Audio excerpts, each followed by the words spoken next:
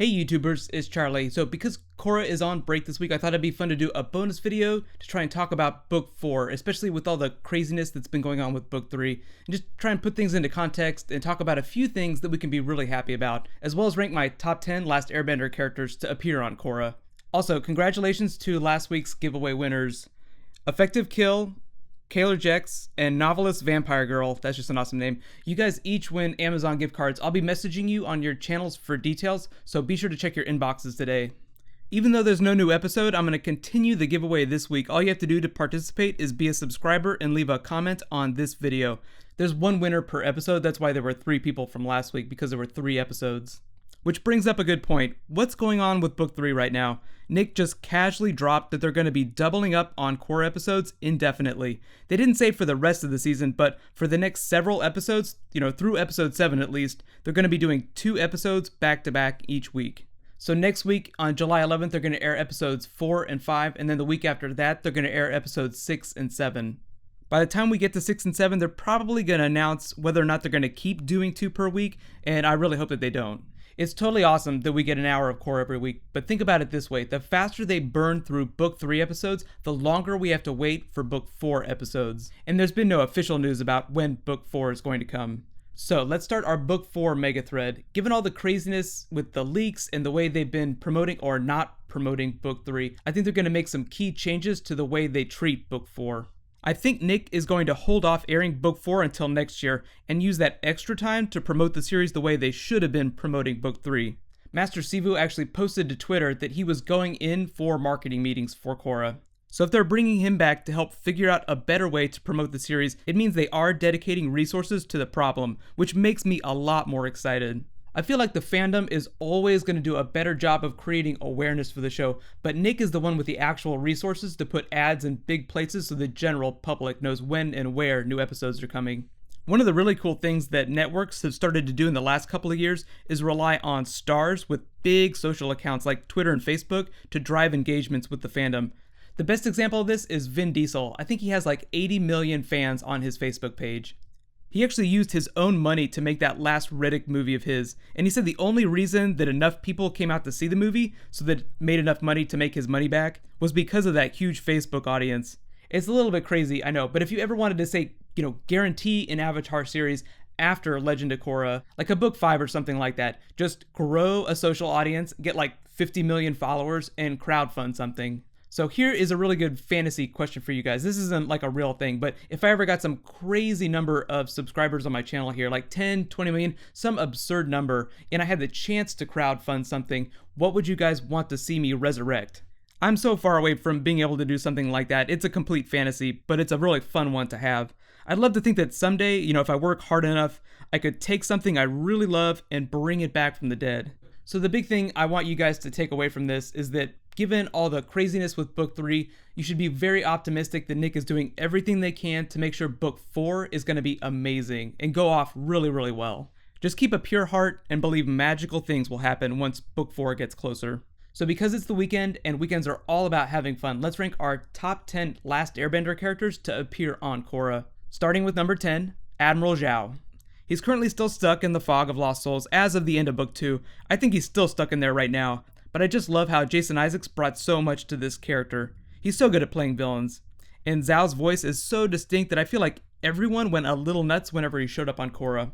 Jason Isaacs even came back to do his voice again for Korra Book 1 during episode 13, which I think is amazing. I don't know if they used a dub of his voice for the scenes in book 2 whenever they were doing the fog scenes, but it's just awesome to think that he would come back after being such a famous actor just to do that small part. Really, my favorite Zhao scene is whenever he was found in the Fog of Lost Souls. I just thought that was so amazing. On to number 9, Suki of the Kyoshi Warriors. As of right now, she's the only original Team Avatar person who has not been mentioned or seen on Korra. She was always a character I thought deserved more screen time. And she is in the Surge comic, but otherwise we're still waiting to find out what her final fate was and if she ever ended up with Sokka. Fun fact, she is the only member of the original Team Avatar that never got a life-changing field trip with Zuko. Each of the other characters got a Zuko side story whenever it was just them and Zuko, but she was never a huge fan of his, so I can understand why they didn't pair him off. The cool thing is that originally her character was only supposed to be in that first Kyoshi Warrior episode. It was like book 1, episode 4, but people loved her so much that Mike and Brian made her an official member of Team Avatar. I think my favorite Suki scene is from the Ember Island Players episode, whenever she tried to sneak backstage to make the actor playing her act better. And number 8, her better half, Sokka. It actually took me a little while to get used to his character, just, being that he was so over the top. He was always a character that reacted to things. Like Aang was in this constant state of childlike wonder, Katara was the voice of reason, and Sokka was always the one who would have like the WTF style reactions. My favorite Sokka moment was in book 3 when he and Katara had to attend Aang's Fire Nation parent-teacher conference as Mr. Wang Fire. And do you think that if Sokka were still alive today on Korra, he would have been one of the new airbenders? I mean, he was from the Water Tribe, so it's a bit of a long shot, but if they let Bumi become an airbender, I feel like there's a small chance that Sokka could have been one too. Number 7, Fire Lord Ozai. Shout out to Mark Hamill. His Ozai was dramatically different from all the other voices he'd done, but just think about the idea of Fire Lord Joker. Ozai did go a little bit bananas at the end, so I guess you could stretch the reference. It was so much fun watching his arc all the way up to Sozin's comment whenever he declared himself Phoenix King. That was definitely an awesome moment for an evil character. And in case you haven't read a lot of the backstory, Ozai and his father, Fire Lord Azalon, wanted to bond the Avatar's lineage to theirs, so Ozai married Ursa, Avatar Roku's granddaughter. That's Zuko's mother. So technically, you could say that Zuko is connected to Korra on a spiritual level, even though Korra has been cut off from her past lives. I also know a lot of you have not read the Search comic, and that's the one that tells what happened to Zuko's mother. You should definitely check that out because it definitively answers what happened to her, so I don't want to spoil the plot. If you do want to comment about it, just use spoiler tags in the comments. On to number 6, his wonderful daughter, Azula. She genuinely had some great non-evil person moments, like whenever they went to Ember Island and she tried to pick up that boy. Hands down, best Azula pickup line. Careful, you could puncture the hull of an Empire-class Fire Nation ship, leaving thousands to drown at sea. It is so hard to figure out why she's still single. I know everyone's curious if Sparky Sparky Boom Girl on Korra is related to her, just because of the visual similarity. I don't think that's the case, but I definitely think we're going to find out what happened to Azula, like where she is right now, whether she's alive or dead. On to number 5, Team Avatar Mom Force, Katara. She was like everyone's mom, even before she became an actual mom. I always loved it though when Mike and Brian let her have fun, like she didn't have to be the responsible one. That was kind of her role for Team Avatar though, making sure ADHD Aang focused on the task at hand and made sure that Sokka didn't get himself killed. She actually did double as an amazing healer. I'm actually hoping that she teaches Korra how to use her waterbending healing technique. That would be really awesome. We haven't seen her yet on book 3, but I am expecting to see her pretty soon. My favorite Katara moment was from the Fortune Teller episode, when she sees Aang super bend that volcano lava flow and realizes he might be the powerful bender she's destined to marry. It was just that look on her face. It was just so priceless. And number 4, Iroh. I was so happy whenever he showed up in the spirit world in Korra. If there was any character who deserved to get that kind of ending, it was him. He actually kind of reminds me of what Darth Vader would have been had he not died. Like maybe if Luke had died like Iroh's son, Darth Vader would have killed the Emperor and started helping the rebellion. I love Mark Hamill, but I think I would have rather seen that version of Star Wars. I feel like we're not going to see Iroh again on Korra just because Zuko is now occupying that space in the narrative that Iroh would normally have, especially since he's connected to the White Lotus now. My favorite Iroh moment though is whenever he was stuck in prison and started to train secretly whenever the guards weren't watching him. It was just like you knew he was going to break out of prison at any moment and tear shit up.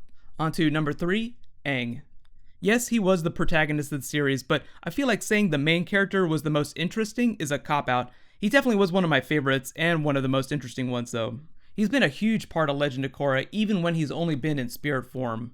Only characters that had a deep connection to the spirit world end up there, so I'm hoping we get to see him that way, but it's implied that Korra's never gonna reconnect with her past lives, so I think if we do see him anytime soon on Korra again, it will be in a flashback. But most of the flashbacks this season are gonna be Beifong flashbacks, so they'll be Toph, not Aang. I feel like my favorite Aang moment was whenever he learned to energy bend from the lion turtle. He would have learned it from Guru Pathik, but he left early to help his friends. I guess that's another Star Wars reference, like whenever Luke left Yoda early to save his friends from Vader. I think we can all guess that Mike and Brian are huge Star Wars fans, especially considering they cast Mark Hamill as the Emperor Palpatine of their series. Number 2, Toph Beifong. So many Toph questions still. Like, where is she? That's like the biggest question right now. Where is Toph Beifong? I'm so pumped to see her in the Lin flashbacks. I think my favorite Toph moment is still whenever she schooled Aang in sandbending, and she just did one stomp and did a perfect replica of Ba Sing Se. Interesting question, has anyone ever wondered how often she had to clean her feet whenever she started living in Republic City? I bet she had pretty gross feet, walking around without shoes all the time. It's just like a funny fandom Tumblr question, but it was really awesome whenever Lin took her shoe off and did the echolocation Toph thing in book 1. And my number 1 Last Airbender character, Lord Zuko. I say Lord just because he's not Fire Lord anymore. He passed it on to his daughter, who we still haven't met, even though we met his grandson. Just like Toph, so many unanswered Zuko questions right now. I think my favorite Zuko moment is still when he first decided to join Team Avatar and said, "Hello, Zuko here," and there were these scary music cues, dun dun dun. But now it's your turn. Let me know in the comments, who is your favorite Last Airbender character to appear on Korra, and which character would you like to see come on next? I know Toph is really high on everyone's list. We all want Toph to come back, like in real life. As a bonus, I would say that Cabbage Man is one of my favorites, somewhere on my list, not in my top 10. He's definitely one of the best running gags on both series. Way back in book 1, I actually saw this funny theory that Cabbage Corp would secretly be the ultimate villain of the new series, which I thought was just hilarious. We actually just saw him in book 3, episode 1. He was the one that Korra almost hit with the Asami's car.